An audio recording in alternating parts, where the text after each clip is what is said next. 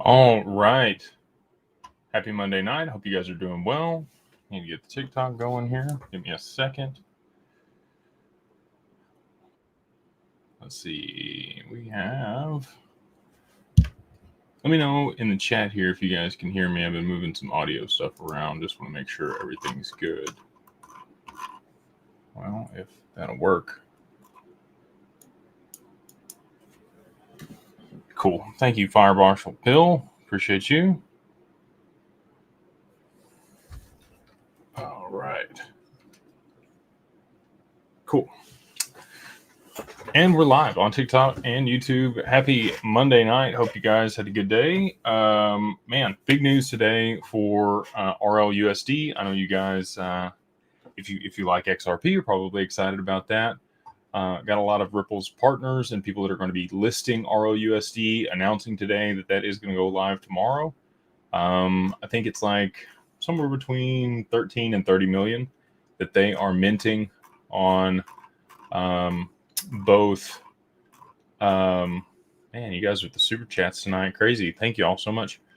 We've got some big things coming.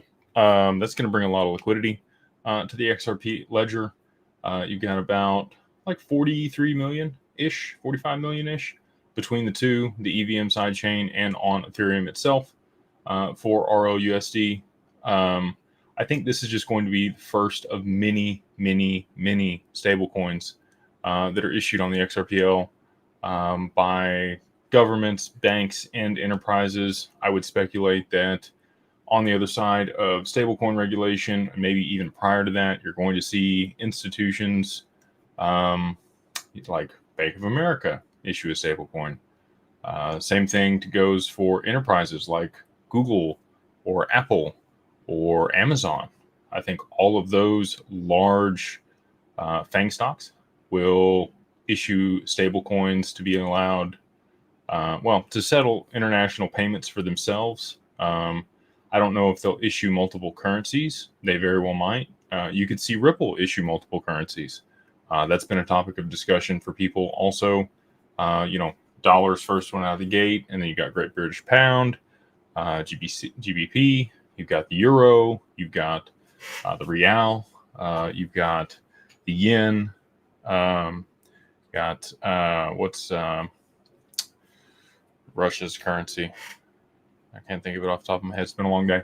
But anyway, I think there's going to be a lot of different stable coins backed and issued by multiple parties globally on the XRPL. And again, I think this is just the first move from Ripple to kind of show people how that's done and make it super simple and easy for people to do that.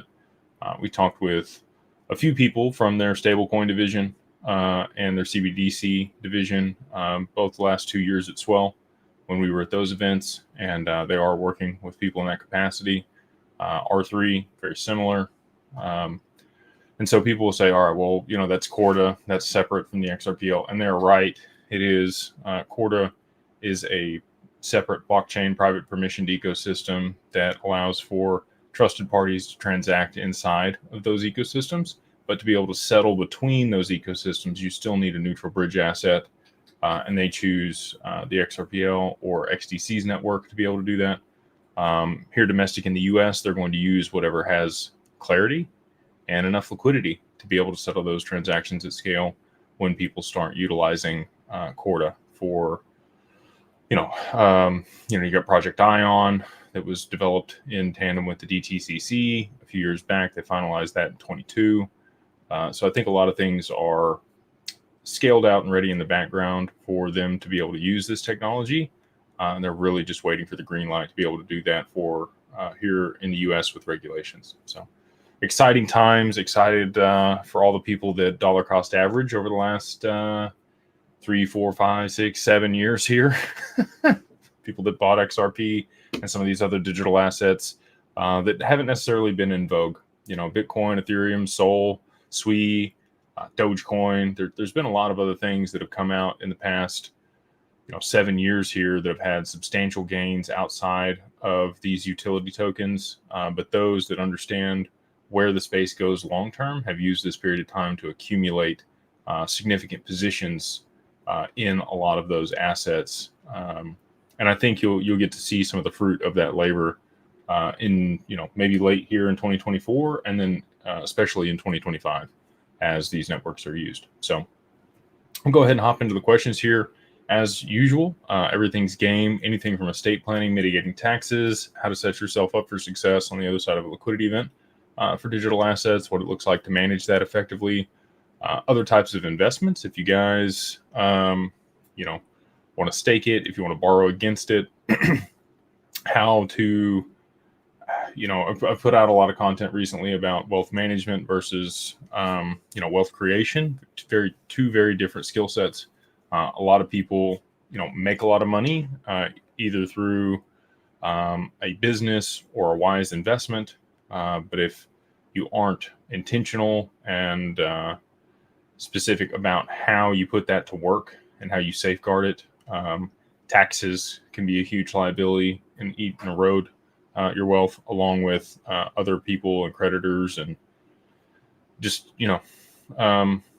educate yourself. I know that there's a lot of people that are, like I said, well positioned, and on the other side of this, I want to make sure that people are able to take advantage of it and pass it on to their children, their kids, so that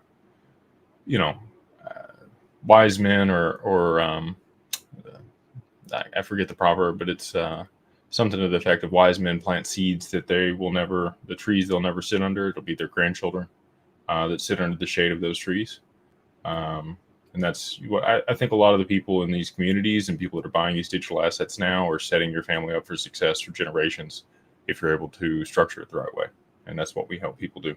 So go ahead and hop into the chat here. Got you guys here on TikTok. Don't be afraid to ask questions as well. And I guess we'll start with one over here. This is pretty simple. How do we pay taxes on profits?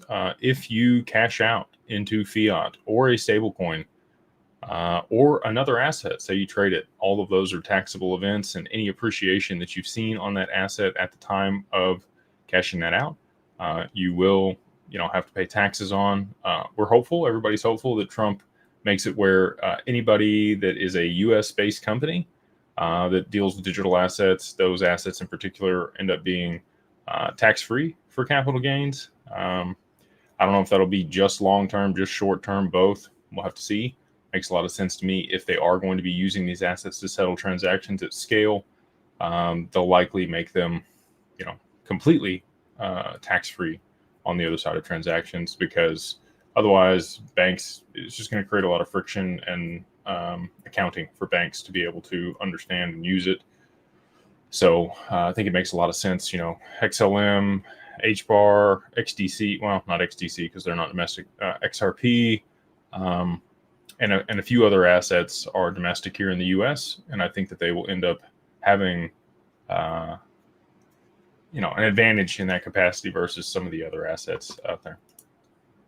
We got Daniel. He says, would you mind going over gifting LLC equity into a trust versus gifting the underlying assets? Pros, cons. Thanks.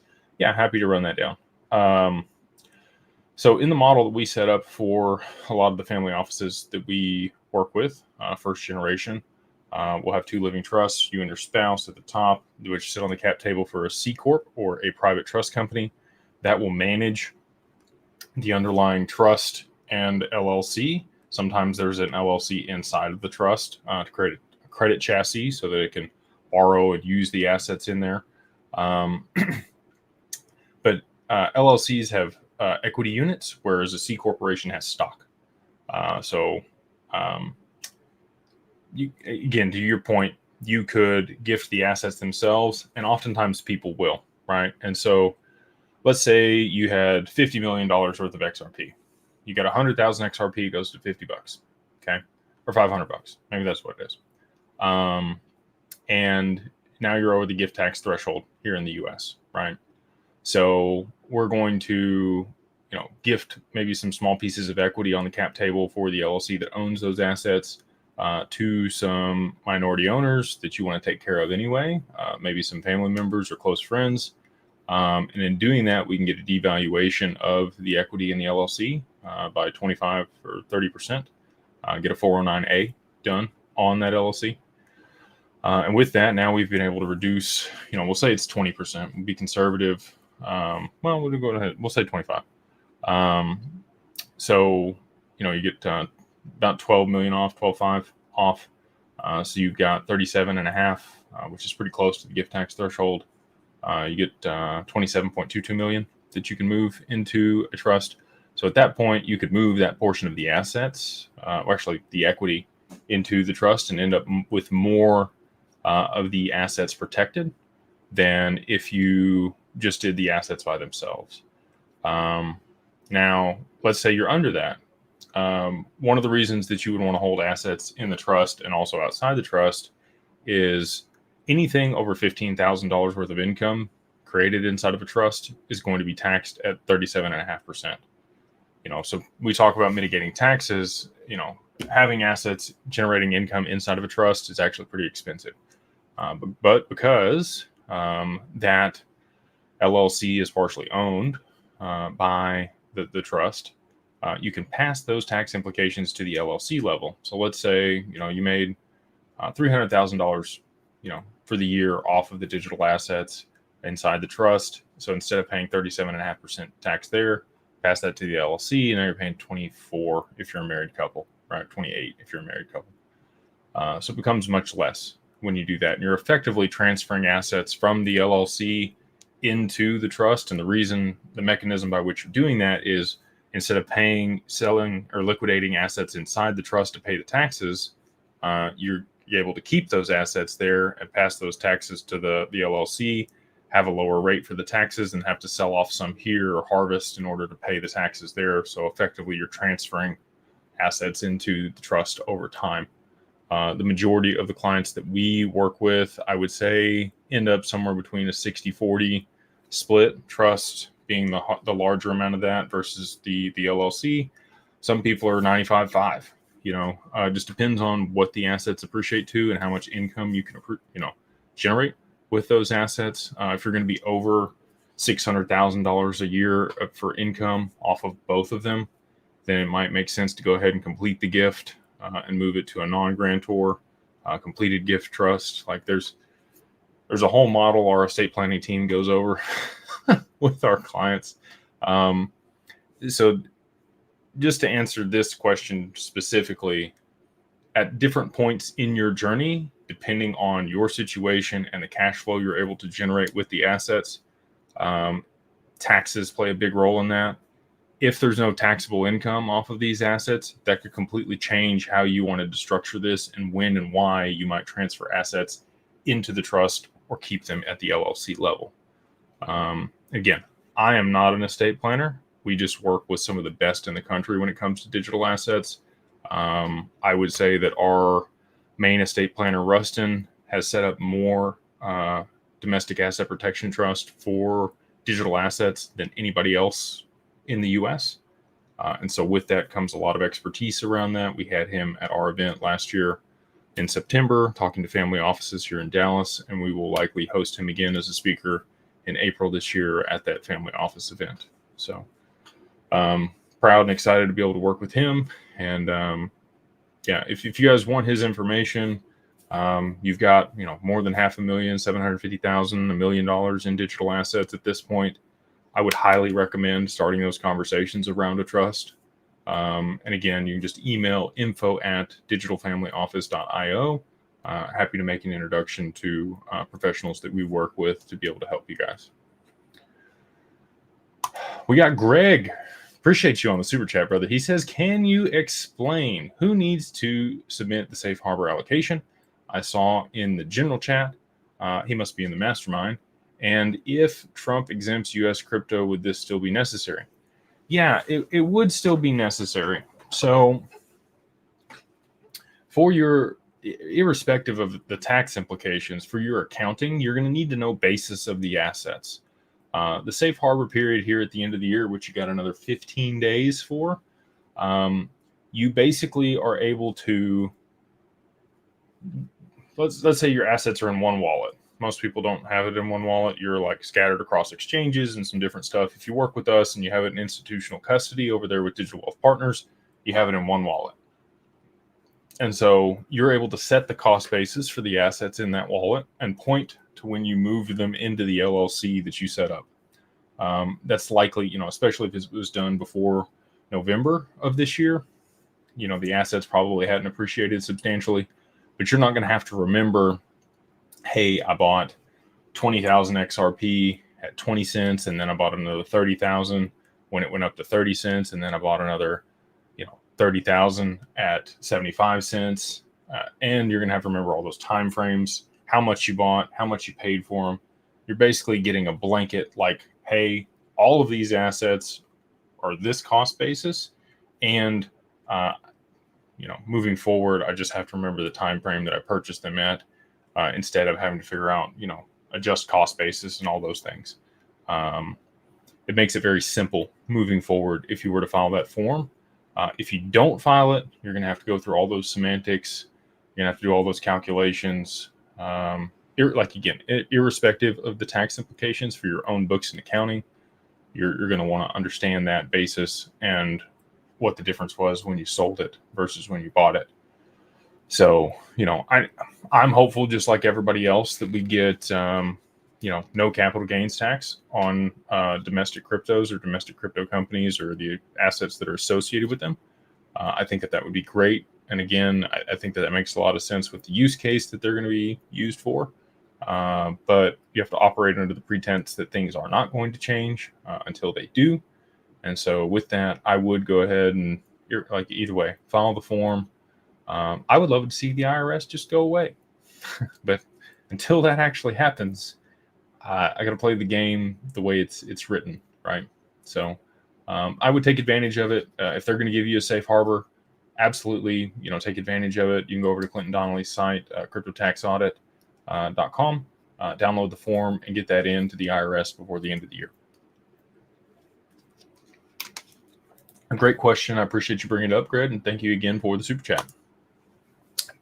Loyan says, I'm thinking of setting up an offshore LLC in Hong Kong, 0 capital gains, 0 corporate tax, and move to the UAE living off 0 personal tax. I want to participate with DAG and DWP. Any thoughts? My rough plan. Go for it, brother. Anything that you set up inside of China's regime, just know that they're going to have purview of that and likely the ability to manipulate. If you are going to set it up in Hong Kong, obviously they're incentivizing people to do that. They want to provide, incentives for people to do business there. Same thing with Dubai. They have very favorable tax laws in both those jurisdictions. Just, Dubai, or you didn't say Dubai specifically, but you said the UAE. I would get things set up in a common law area there in the UAE. There's some free zones for that that are great. Our team that we work with can establish those for you if that's something you're interested in.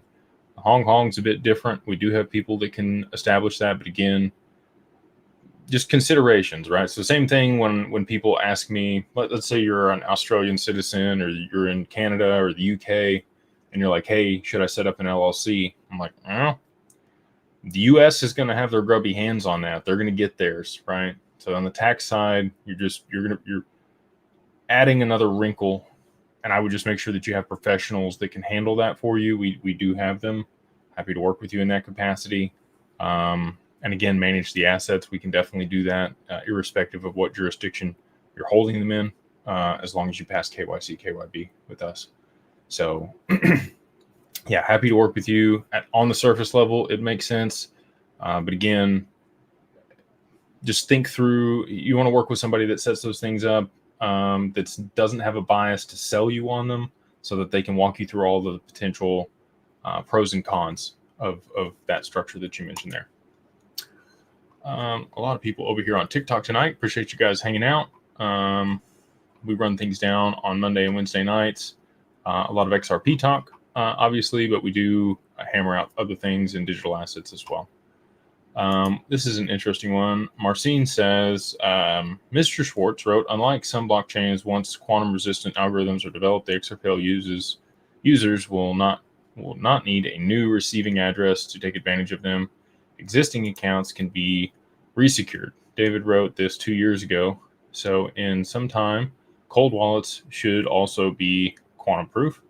What do you think about it? Thanks for being there. Greetings from Poland. Very cool. It's crazy to see people on here from all over the world. Super blessed to have you guys tune in. Early morning for you. Appreciate you hanging out. So yeah, you can regenerate the keys on your wallet. If you are overly concerned about quantum proofing your wallet, I would highly recommend doing that. It's cumbersome, right? So you got to regenerate that. You got to go through it every single time that you do send a transaction out of the wallet, because you're going to be exposing the second key when you're sending assets out. Once a quantum computer has visibility of both keys, that's when it can be hacked, and that is what David Schwartz talks about. That's another reason that I think that institutional custody will become much more prevalent for people, especially if they're not technically inclined. They'd rather just hold their assets somewhere where the keys are sharded across HSMs and held in level 4 facilities, and require multi-sig to be able to bring them back together and then execute a transaction on chain. That just makes a lot more sense to me versus cold wallets. I think of cold wallets as kind of like level 1. And I think I'm highly confident, actually, know that they will continue to improve the security mechanisms around institutional custody across all the custodians that we work with. It's something that they are discussing on a frequent basis, how they can become more quantum proof than they already are. So, again, if you want to take that gamble, assets in a cold wallet are not insured. I don't fearmonger. I try to empower people.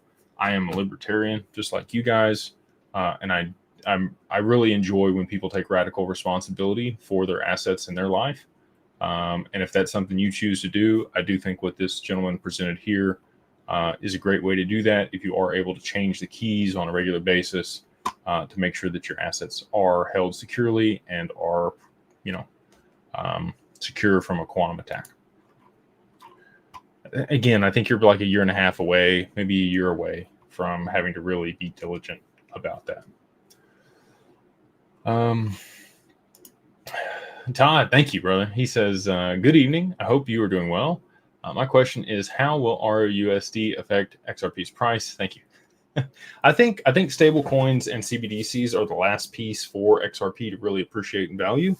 Until we have smart contracts native to the network or other parties tokenizing value on chain and XRP settling that at scale, I think stable coins are kind of like the base use case for liquidity on the network. AMMs to be set up, liquidity pools to be set up, which will bring a lot of demand and use to the network. The more transactions moving over the network, the higher the value XRP has to be in order to settle those transactions. So I think you could potentially see something to the fact that Tether has had on Bitcoin. The more RLUSD that's minted into existence alongside the other stable coins issued on the network, you'll continue to see price appreciation. You've seen Ethereum kind of feed off of this as more DeFi protocols and value was issued on the network, and you had people exchanging value over the network through different circumstances in smart contracts. You've seen a lot of adoption of that network, and because of that, you've seen the adjacent appreciation of ETH over the last 5 years, right? Well, more than that, 6 years, since 2018, when they kind of got the green light from the SEC as not a security, which I think they may walk back now that they are proof of stake. Separate topic. But I think that, we will see tomorrow when they launch it, and you have the ability to purchase ROUSD on the exchanges and swap your XRP into that. I think it's very timely. I think that there may be some type of correlation with the unwinding or sanction of Tether. I think you need another lifeboat, another way to cash out your crypto into something safe, auditable, transparent, and backed. And I think Ripple is looking to position themselves as one of the leaders for an option in that capacity. You got USDC, you got Paxos. There's some other people that, when we talked to MasterCard earlier this year, they were bullish on, they work with. But again, I'm highly confident that you're going to see a lot of larger either institutions, governments, or corporations issue their own stablecoin here domestic in the U.S., backed by U.S. Treasuries or cash equivalents, and those will be on the XRPL, in my humble opinion, which would, again, bullish for XRP. Mighty Tone, thank you for the super chat, brother. He's got multiple questions here, so I'm going to run them down. He says, Jake, can you please review the safe harbor, which I think I did. So hopefully that was the first question. Hopefully I answered that. If you need further clarification, it basically just simplifies the cost basis for your assets so that you don't have to do complicated accounting to figure out how much you can sell and keep it at that cost basis. It just totals it across the wallet and makes it super simple when you are calculating taxes, if we're going to have capital gains on that. He says, number 2, are you at liberty to use the price at the time of that snapshot as your cost basis going forward, even though it may be higher than your original cost? Yeah. So that's the benefit of when you move your assets into the LLC, even if the cost basis is a little bit higher, as long as it's within reason. The IRS, it's going to be a lot of work for the IRS to go back and audit you and go through all your transactions and figure out when you bought what and how much. It's a lot simpler for them if you just file this form. So it's in their interest also, and that's why they've provided this safe harbor period. So don't go willy-nilly, don't go crazy on it, right? If you are up pretty substantially, I wouldn't, if you bought the majority of your XRP or whatever other asset at say 50 cents, and now you're at 250 and you move it into the LLC, I'd probably, it'd be hard to justify that one because it's a 5x since the original one, but you could try it. Worst case scenario, they say no, it's at 50. But yeah, I would just put a reasonable amount on there. And again, if you did move it in there before price appreciated to the level that it is now, it's very easy to point to that transaction as the total cost basis or average cost basis for the assets in that wallet. Number 3, ideally, create a document with the wallet address, number of tokens, and cost basis needed at the time of price. Yeah, that is basically what you're doing when you move the assets in the LLC and you're getting it notarized on that date. So it is the wallet address, the amount of the assets, the ticker, whatever it is, and the dollar amount on the day of transfer. You're getting that notarized. So that serves as a specific timestamp of when that transaction took place. And it's easy to point to as an aggregate total or cost basis for all the assets in that wallet. Number 4, have the document notarized. Perfect. Yeah, same, maybe very similar to what we do for the capital contributions page when you're moving your assets into an LLC is what you've presented here. And then final question, if we wish we could set the cost basis lower, correct? Many thanks if you have time to go over all this. Yeah, absolutely. I mean, you sent me a super chat. I'm absolutely going to go over it. Yeah, if you were a little bit lower, it's not going to hurt anything. You want to play things to your advantage, right? So if it's a little bit higher than where you purchased some of them. So let's say you bought a good chunk of your XRP at 18 cents or 20 cents back in 2020, and you moved them in there in 2024 here, and it was at 50 or 60 cents. Slide that scale up a little bit. You know what I mean? That's the amount that I think you're going to be able to get away with on this. When it's dollars, less than instead of cents, that's when I think things become a bit more dicey. We had a huge super chat. Carl, thank you, brother. Appreciate the super chat on this one. He says, when can we start drawing a yield and what percentage can we expect? The only thing I have to do is set up institutional custody, waiting on the email. Yeah, so thank you so much for the super chat here, brother. January is kind of the expected time frame for being able to borrow. Well, we can already borrow against your assets, but generate yield on them. We have multiple parties that Digital Wealth Partners is working with to be able to facilitate those returns for our clients that are holding their assets in institutional custody with us. A bunch of different strategies that they're working on there to produce, somewhere on the low end around 4 or 5% returns, on the high end where we like to see them, closer to that 20% mark. It just depends on what your risk tolerance is, time horizon, and where you feel comfortable holding your assets. Inside institutional custody is our preference. We recommend that to our clients.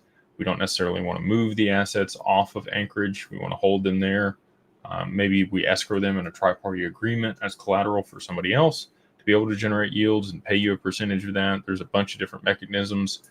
If you want further clarity on that, I would encourage you to reach out to info. Well, actually, you're already a client, so I would just email support at digitalwealthpartners.net. And Connor or Fred or Max, one of our advisors, will get back to you with a clear roadmap, timeframes, and expected returns for the assets that you hold with us. So thank you for the great question. And again, for the super chat, it is much appreciated. Scrolling down here, we have Johnny Lakers. Appreciate the super chat, brother. He says, Jake, do you sometimes regret not selling XRP on the hype and buying back during the tracements and increasing your bag size? You know, I wish I had a crystal ball, Johnny. if I had, I would have. I'd have been playing SWE. I'd have been playing some meme coins. I'd have been playing Sol. I'd have been playing a lot of the other stuff that I've missed out on over the past 5 years here.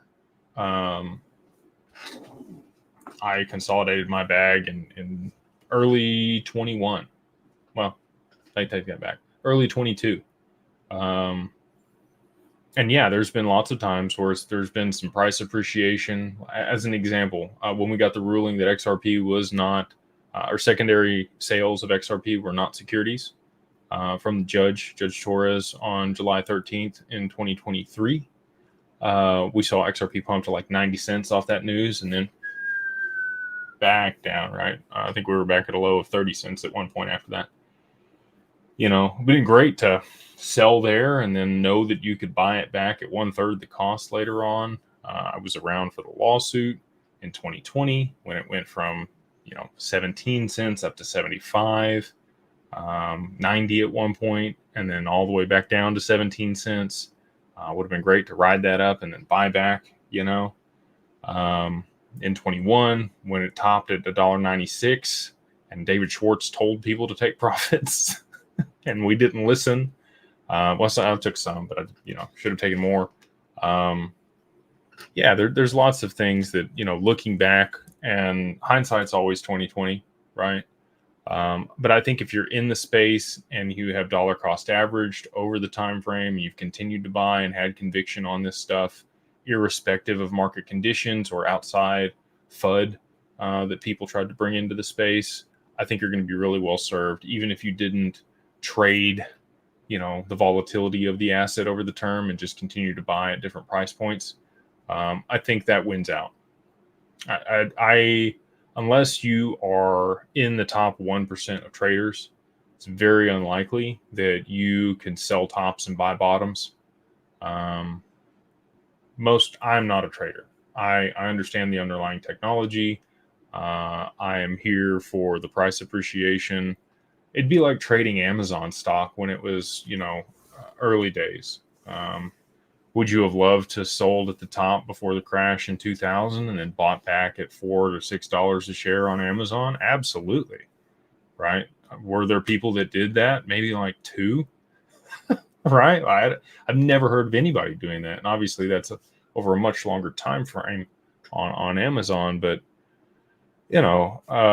sometimes you get lucky. Sometimes you sell at the right time. Sometimes you buy at the right time. But if you're dollar cost averaging, you're probably going to get some buys and sells at the right time. And the rest of them are going to be middle of the road. And that's, again, I think that's a winning strategy that anybody can employ versus trying to trade the market and pick tops and bottoms. So thank you for your question. And like I said, there's lots of stuff I wish if I had known it was going to take this long, I probably would have played with a little bit, but I've been committed. I've been loyal to XRP. I've continued to dollar cost average. I know that most people here have too.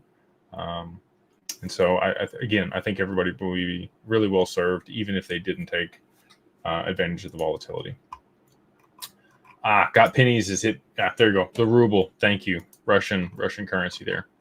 A lot of people running up the chat tonight. Appreciate you guys. I'm gonna check. Here we go. We got one more super chat. We got Let's Go 101. Appreciate you. Jake, what's your thoughts on living in Australia after some of the big X tokens appreciate? What would you do in Australia if you lived there, mate? I would go snorkel the Great Barrier Reef. That is on my bucket list. Would love to come to Sydney. I'd go check out Perth. I'd go to the Outback. I don't think I'm going to fight kangaroos, but I'd like to see some kangaroos and the wildlife there in Australia. Maybe play me a didgeridoo. Check out the natives that live there as well. I think that's a really cool place. It's definitely someplace I would like to visit. Living there, I'd have a hard time. You are under the Commonwealth, and they're going to take their piece of flesh, whether you like it or not. Moving assets into a living trust there, or a family trust right now before price appreciation, I think is going to serve people really well. Paying whatever taxes you need to get those assets in there previous to price appreciation, I think is going to be a lot cheaper than post appreciation if you do plan to stay there domestic in Australia. We have a lot of clients that have set things up in the British Virgin Islands or offshore in Singapore or in other more tax-friendly jurisdictions like the UAE that plan to move out of Australia on the other side of price appreciation. Commonwealth is very particular about how many days you can spend in the country if you are, choosing to be taxed outside of their purview. So just be stringent with that on the other side of price appreciation. If you do decide to move out of Australia, looks like a beautiful place. Again, it's on the bucket list. It's somewhere I want to be and go and try out and experience.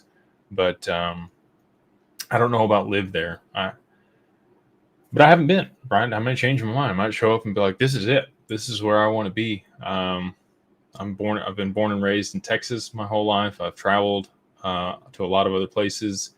And for me, there's not quite another place like Dallas. I don't get mountains. I don't get the ocean. I don't get some of the other beautiful things that exist in other places in the world.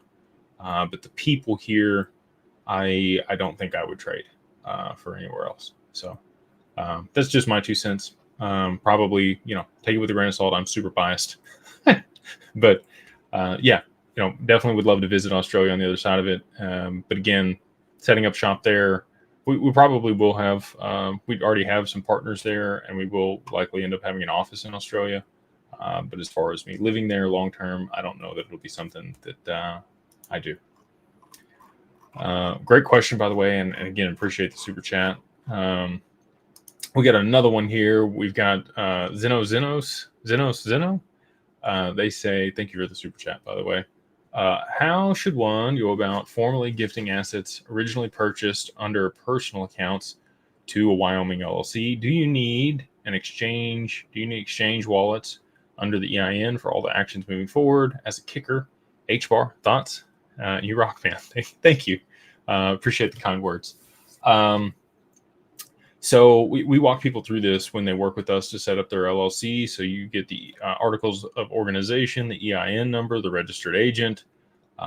We were filing a BOIR for people, and you get a video on how to set up a bank account, and then a step-by-step process to move the assets into the LLC, which requires the operating agreement. We provide templates for our clients. They're specific to a digital asset holding company. The final page of that document is a capital contributions page. And on that, again, I mentioned this earlier, you list out the wallet address, the name of the asset, the amount of the asset that you're moving in there that's in that wallet on that day, and the dollar amount or denomination of that wallet when that transaction is taking place. And you get that notarized. And that serves as a timestamp of when that transaction took place. You don't have to have the exchange account set up. Those are your personal assets that you're holding in a cold wallet, ideally, when you're setting that up. That would be the best way to do it, in my opinion. And then, you can move them into institutional custody. Anything on the other side of that, I would set up exchange accounts after that. where you could liquidate those assets in the name of the LLC and bank accounts associated with the LLC. If you did want to continue to purchase in your personal name and then move the assets from the exchange where you purchased them into the wallet associated with the LLC, that works as a written action or written consent, because these are publicly visible blockchains and you can see those transactions. You can just look right there in your transactions of your wallet and you can see all of them. Again, you're the managing member of the LLC, so you can use personal accounts to do that stuff. You just want it recorded, which a blockchain does that for you. So, pretty simple. I'll list this on here for you guys if it's something that you're interested in. If you do want an LLC, to make sure that you're able to be, have the best flexibility on the other side of price appreciation, be able to mitigate taxes, set up your estate properly, work with us in institutional custody, you can go to our website, which is digitalfamilyoffice.io. And if you want to put in the code at checkout for the LLC, it's listed at $3,000 on the website, which any other lawyer that does what we do, that's exactly what they're going to charge you, probably more. We do have a discount code. If you put in 50, like 50, off OFF, all capitalized, DAG, like Digital Ascension Group.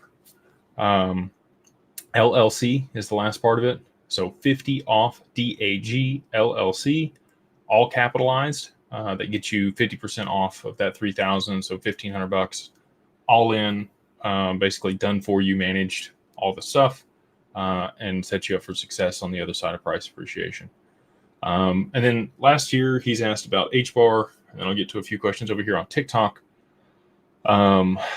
It's my second favorite. I don't hold any HBAR personally right now. I'm extremely bullish on HBAR. I think that it is a sleeper. I think a lot of people are looking at XLM or XDC, and I think, I can't predict the future, but for me, Hedera, I think just the way that, so Hashgraph is more secure than blockchain for one. I think a lot of sensitive data will be structured on that network. I think that a lot of the dApps that are built out for Web3, your ability to sell your data for some type of rev share to marketers on other platforms, I think will be big on Hedera. Personal identity and information, I think would be, really well secured and stored using that Hashgraph versus a blockchain. People like Google, IBM, Dell, Boeing, SoftBank, those people wouldn't be on the council if they weren't going to utilize that infrastructure for something, right? I think they've done a really good job of penetrating the market and getting the right partners and putting together a team that can drive success there for Hashgraph and HBAR. And I'm super bullish on the token because of the volume that I think is going to move over the network. Fees are fixed on Hedera in dollar denominations.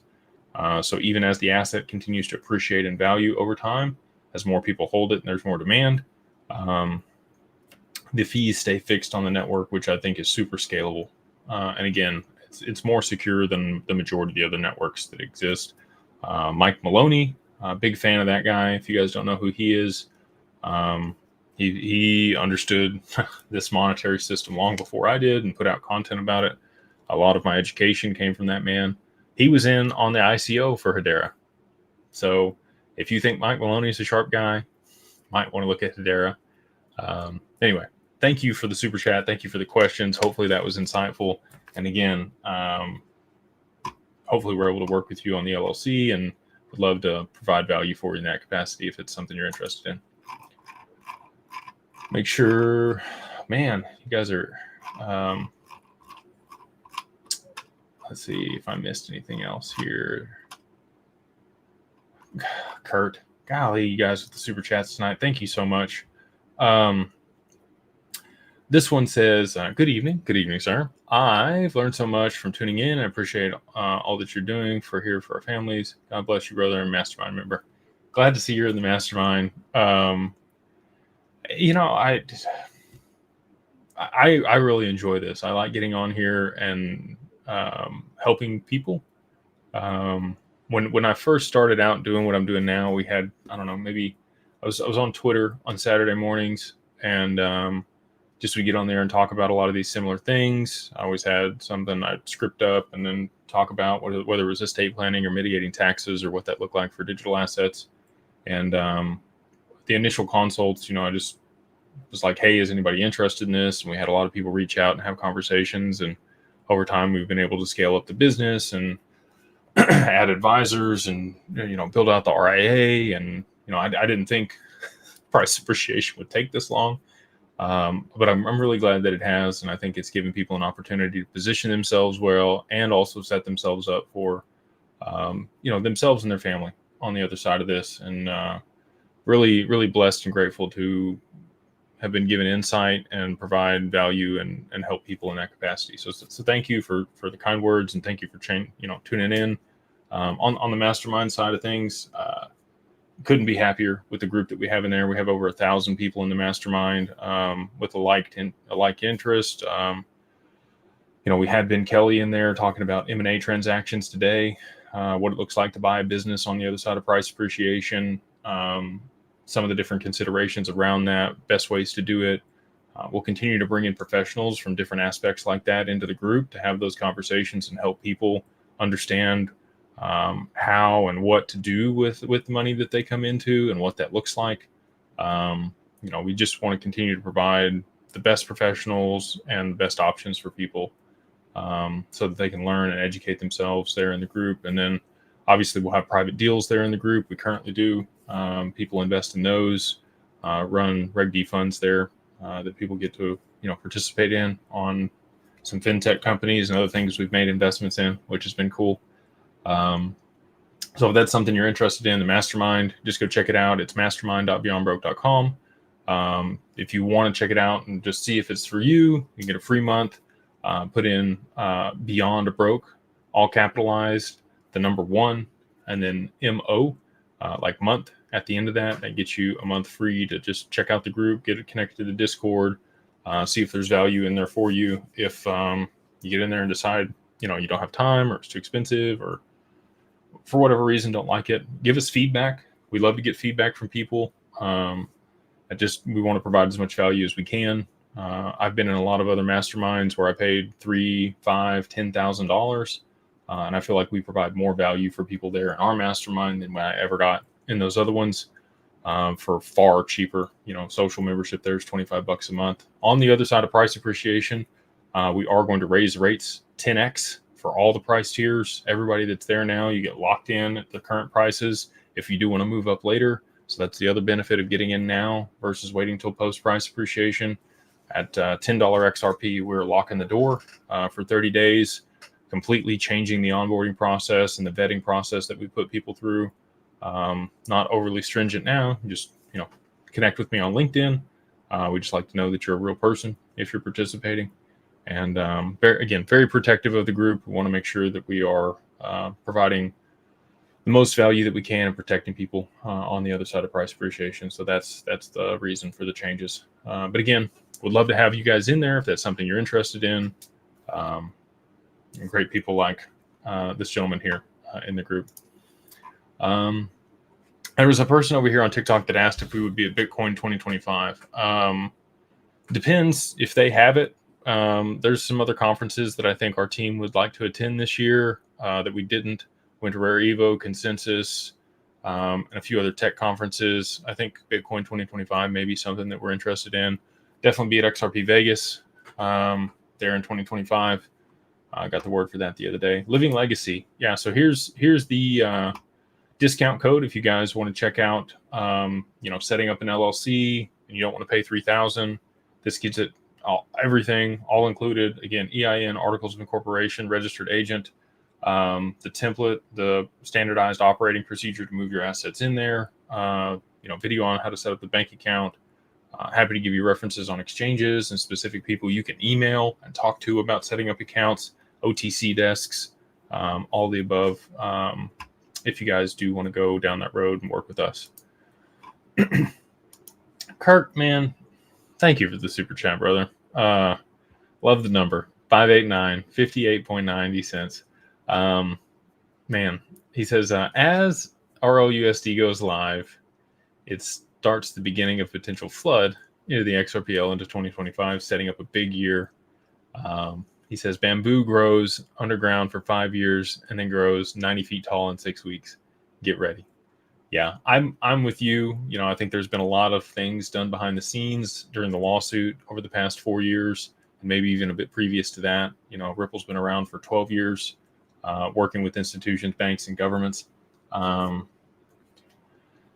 You know, people say, well, how could this happen so fast? It has not been fast. It has been a long road to get this technology out to all these institutions, corporations, and governments and get buy-in.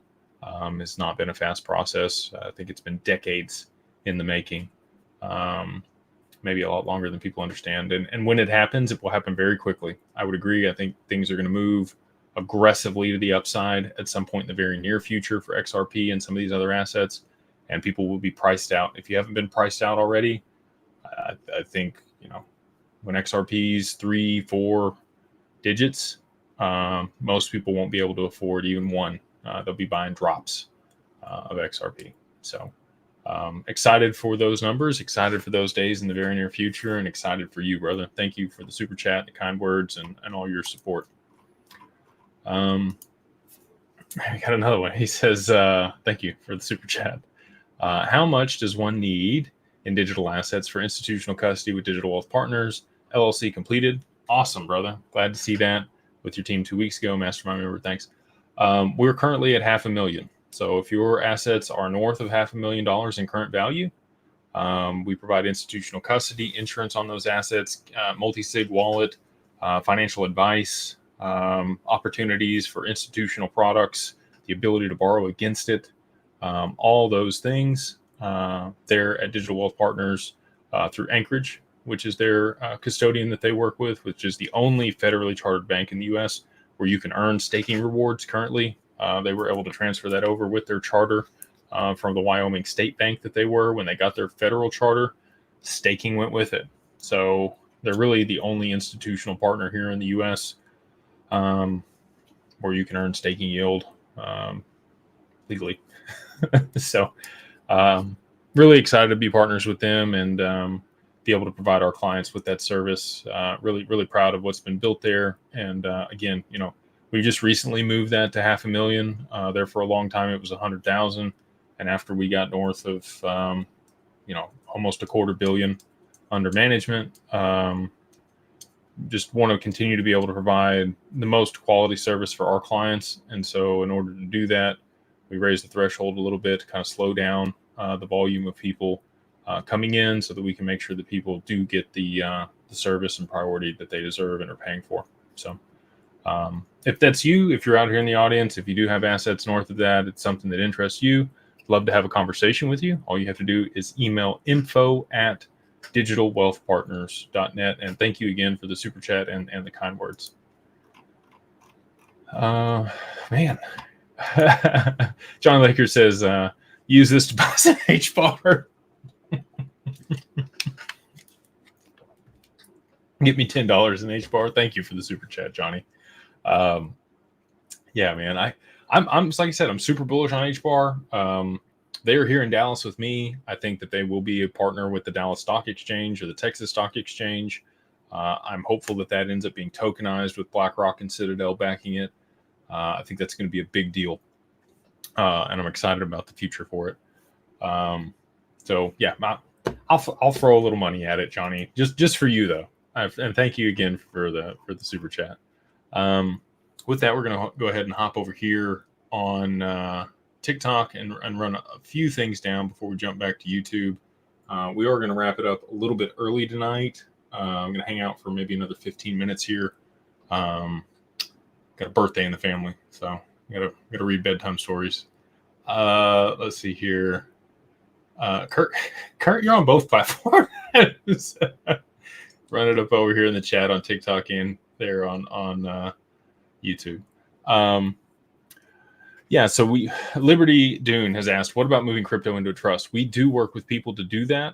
We always recommend, well, don't always recommend, but in 99.9% of cases, we look at an asset protection trust filed in Wyoming.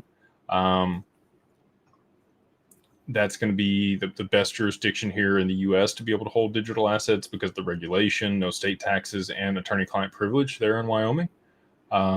We also, have some people that have chosen South Dakota or Nevada for other reasons if they do live there. And so a lot of different considerations when setting up a trust, but we do have professionals in our network that can help you establish that trust and get the assets in there so that on the other side of price appreciation, they're protected from probate and creditors. And again, sometimes we set up LLCs inside there so that we can borrow against those assets and have credit worthiness. It does take a while to season in assets. The sooner you get your trust set up, the better protected those assets are going to be.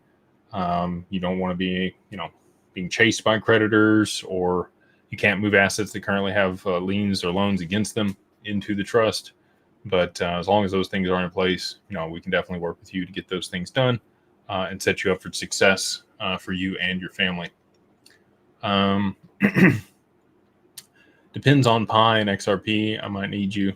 Hey, yeah, if you've got some Pi and you've got some XRP, our family office clients have north of 20 million in current, AUM or net worth. We work with them to set up long-term mission statement, core values through a family compass or doctrine. And then we'll set up governance around those assets, who gets what, when, how. Then we also do an ethics document, do institutional custody. We provide all of the other professional services that you might need: CPAs, accountants, wealth management, philanthropic focus, concierge service, private security, brokers for jets and yachts, whatever you need. We try to be a one-stop shop for all the good people that do those things and provide that for our clients. Back over here, we get Johnny Hall. Thank you for the super chat, brother. He says, can the 500K in assets include a 401k account? It absolutely can. It absolutely can. We are working currently to set up a Schwab and Goldman account alongside the digital asset stuff because we have people just like yourself that have traditional assets that they'd like to work with us on. Happy to look at that and see what that looks like. Again, if you do want to email info@digitalwealthpartners.net and just let them know what you have. Again, we're trying to bridge the gap is really what DWP does between traditional finance and digital assets. All of our advisors, when I say that, our COO and CCO, compliance officer, have a lot of experience on the TradFi side, but they have been in digital assets for more than 6 years, both of them. A lot of experience on this side of the street. And then all of our advisors and our CIO are Web3 native. So they have managed large portfolios of digital assets in the past themselves, got their license, hold their 65 in order to be able to provide financial advice and work with an SEC registered RIA, which is what Digital Wealth Partners is. So, a lot of experience on both sides of the street, and we would love to work with you if you do have an amount that allows you to qualify between traditional assets and your digital assets. We got Pablo. He says, thank you for the super chat, Pablo. Hey, brother. He says, thanks for all that you do and the info. You are not the greatest, but I really do appreciate the kind words. Question, can I get institutional custody with DWP if I'm an Australian living in Australia? Yes, you absolutely can. About 15% of our client base for Digital Family Office and Digital Wealth Partners is international. Canadians, UK, UAE, Australia, Brazil, Japan. We have families and individuals in each one of those jurisdictions that we work with to provide the custodial services and the wealth advisory and management of their assets through Digital Wealth Partners. So yes, you can absolutely work with us if you are in Australia, Canada, the UK, any international jurisdiction aside from the US. Obviously, domestic here in the US, we work with you as well. 85% of our client base is here in the US. So this one's interesting. This person's asked about Ondo or Cardano over here on TikTok. Ondo is very interesting. So you got BlackRock involved there. I think that you're going to continue to see adoption of that. I think the boring stuff's kind of sexy, man. If you're able to generate yield on your digital assets and institutional custody, even if it's through treasuries or bonds that have been tokenized, I think that that's a good play. I think that Ondo, especially by pension funds and other wealth managers and people, will continue to be allocated to. Cardano, I really like Cardano. I think Charles is extremely intelligent. He's just a little bit older than me, which is crazy. He's like 35 or 36 years old, and he's a billionaire, right? Because of Cardano. He was in ETH early. He was part of that syndicate there at the Ethereum Foundation and spun off for Cardano. Right place, right time, right expertise, right? That's what it takes. But I don't know what the network's going to be used for. There's a lot of speculation around Cardano. You've already seen some nice price appreciation on it. I made a good clip on Cardano in 2021. I got in at like 9 cents before it ran up to $3, So definitely there to make money on it. I just don't know what specific use case and utility that network is going to have. And I would really like to see them define that. There's a lot of gaming and so we went to Rare Evo. They sponsored Rare Evo this year. Charles was a speaker there. Got to meet Charles Hoskinson in person at that event. Talked to his family office. They work with Wave to manage their assets for his family office. Got to meet Caitlin Long at that event. So very familiar with the ecosystem and the different use cases that are currently being built there. I just don't see something strong enough for significant adoption by an institutional player or in a specific vertical for enterprise application that I've been super bullish on yet. So I hope I'm wrong, and I will be. Somebody will figure out something with Cardano that is like it. I just haven't seen what that is yet. So until then, I'm, here in digital assets, I risk adverse.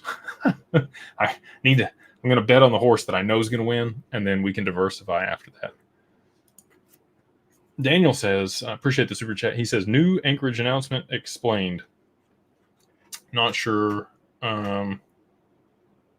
what the announcement was. If it was today, I've been pretty covered up. I can follow up with our team. Well, we can Google it here. Let's give it a Google.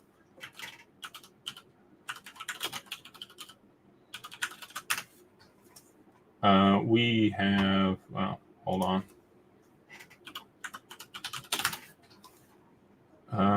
Tokens, Anchorage offers a wide variety. NYD, the bit license. Yes, big deal. Thank you for bringing this up. So we do have clients in New York, and it's been difficult to get them set up on Anchorage because Anchorage didn't have a bit license. But now they do. So we can migrate. We had a few clients there at Standard Custody that live domestic in New York. And so we'll finally be able to migrate their assets, which is exciting. And anybody else that's from New York, we will be able to work with now that the bit license is in place there at Anchorage. So thank you, Daniel, for bringing that up. Excited for them and their team, and really glad that they were able to get that across the line. Squirrel Drive says, like the shirt. Thank you, brother.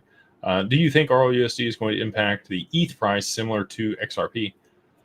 That's a good question. I mean, it's another stable coin on that network. The latency over there, I don't see why people would utilize the Ethereum. I mean, if you wanted to migrate, look, this is it. If you wanted to migrate liquidity out of Ethereum onto the XRPL, I think that's the bridge, right? You could use the EVM sidechain to move that liquidity from ETH over onto the EVM sidechain and eventually onto the XRPL. That's why I think they're doing that. I don't think it's because they necessarily it's to funnel liquidity from ETH into XRP is the way that I see it. And again, just one man's opinion, some crazy guy on the internet for educational and information purposes only, not financial advice. Always speak with your financial advisor. They know better than I do. Or you can talk to Digital Wealth Partners. They're also licensed and can give you financial advice. We got Humble Hustle. Thank you for the super chat, brother. He says, what if we have multiple wallet exchanges that were used during the accumulation of assets? I'm assuming you're asking, about the 1099 DA or migrating those assets into a LLC. So that's fine. You'd want to aggregate those into one location just for ease of transfer. Here, this is coming from me. I used to have 12 wallets for my XRP. Okay. So I'm well aware that I like to diversify my risk, and I don't want all of it siloed in one wallet that could get hacked and I could lose everything. I like having stuff, spaced out. I feel a lot better now that it's in institutional custody. So that'd be my recommendation. For those types of transactions, just aggregate it in one spot, and you can move it back after, because now it was in that wallet at the time of transfer, and if you moved it to another wallet, it would then be associated with the LLC. So, and you're going to want to set up an exchange account in the name of the LLC and have your bank account associated with the LLC attached to that to be able to take profits or distributions. Up to you on that. If you do have multiple wallets and you're going to fill out the 1099 DA, you're going to set cost basis for each one of those wallets in that form, if that's what you're asking about here. And I would do that, especially if you have multiple wallets. It can become, really the point of this is to make this a lot simpler for people. And that's why my suggestion is to, consolidate to one wallet. But again, mitigating that risk of loss, I definitely understand having multiple cold wallets, multiple seed phrases, assets on trusted exchanges and other partners, or having them with other partners. So I'm not sure if that's exactly what your question was, and just kind of made a statement here, but hopefully that gives you a little bit better idea. Let's see here. We are. This person says New York sucks. Hey, look, I'll tell you this. So New York, I think, is actually how a lot of this is going to work. BitLicense is a really happy medium between state regulators and federal regulation around digital assets. It provides a framework. I think it's really good. It becomes much more difficult for parties to get licensed and get the BitLicense. It protects the people there. It sucks because everybody else can buy it, right? But I think whatever is adopted for digital asset regulation here in the US and probably abroad will be very similar to the BitLicense in New York. I think that they've done a fairly decent job of aligning incentives. And again, I know the frustrations that people that live there face. We work with many of them that have set up an LLC in Wyoming, and they have to use a VPN to broadcast themselves there to be able to purchase digital assets through the LLC.